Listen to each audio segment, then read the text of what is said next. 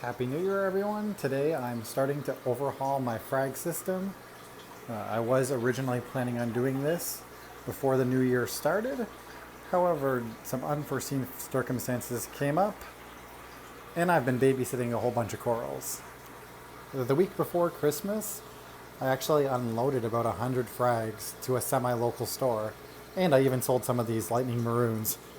But anyways, the very next morning, my friend's tank was leaking from the bottom seam. So I took in these guys, and if it had been even a day earlier, I wouldn't have had space for them. There's some pretty pricey big colonies. I'm not really torch obsessed like everyone else or the hammers and the frog spawns. I do really like this one big wall hammer though. It's probably maybe 8 inches across, fully expanded, and it's quite nice. And these trackies are real nice too.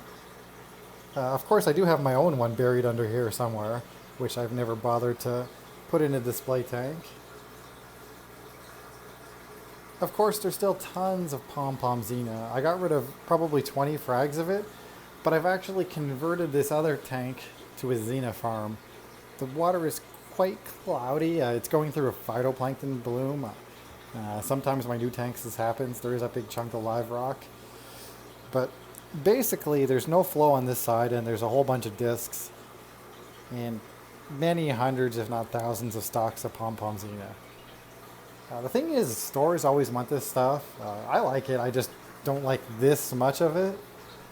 So that tank will become a xenia farm. It also will house my fish that I'm done with tank transfer, but still need to isolate them to make sure they're healthy. All these zoos and pallies are basically growing together. The pump is off, so they're just barely out of the water right now. There's another wall hammer that really looks identical to the other one, but you know, it's a slightly different shade, so I'm sure it cost a couple $100 difference. So once I get all these corals out, I'm gonna really clean up the system. For instance, these purple deaths, they're all over the egg crate, so you can't really cut them out while all these corals are in because it's gonna release a lot of toxins. I got rid of quite a few toadstools, probably about 30 last year, but I still have quite a few. This frog spawn is not mine, but it's another nice piece.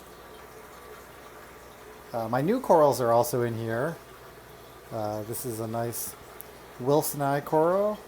I have a huge new Pectinia, which I'll show later.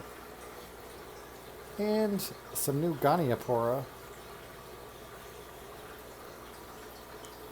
So this tank is it's a 23 long or something like that. It's basically a 20-gallon long, but it's 14 inches front to back instead of 12.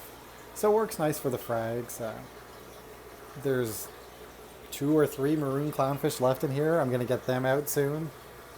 And then there's a convict tang, which I think can be moved to the bigger frag tank. When I got him, he was really emaciated, but he's now fat. He's still probably only 3 inches or so, so it'll be a while before he outgrows the other frag tank. I still got tons of pom-pom xenia all along the walls. This is all going to be scraped off and moved to that other tank. Hopefully it will clear up soon. Originally, I was going to plumb it into this tank and just have 3 frag tanks all in the same system. It's not like they share a skimmer or anything. The sump has some old egg crate and a whole bunch of live rock that has sponges and who knows what else growing on it. It's a pretty simple system. This tank is lit with T5s. This one with a cheap black box. This one just has a little nano light for now, but that's not permanent. As you can see though, the corals do grow well, even adding all these new pieces. I think only one of them did bad, and actually that was a piece she got for me, so that's kind of funny. There's a lot of macroalgae that's just kind of grown in here. And then of course there's all this along the sides too. Really it needs a complete overhaul.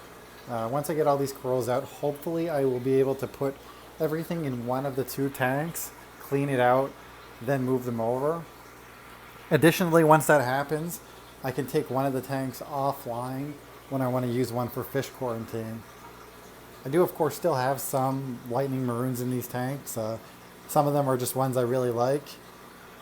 They also kind of double as black mollies, even though obviously they're not black mollies. If there's any fish disease, these guys will get them right away since they've never been exposed to anything. I'm not really sure if this is an interesting video. It's kind of just a big mess, but I will post another one once the frag tank is cleaned up. Thanks for watching, and happy reefing.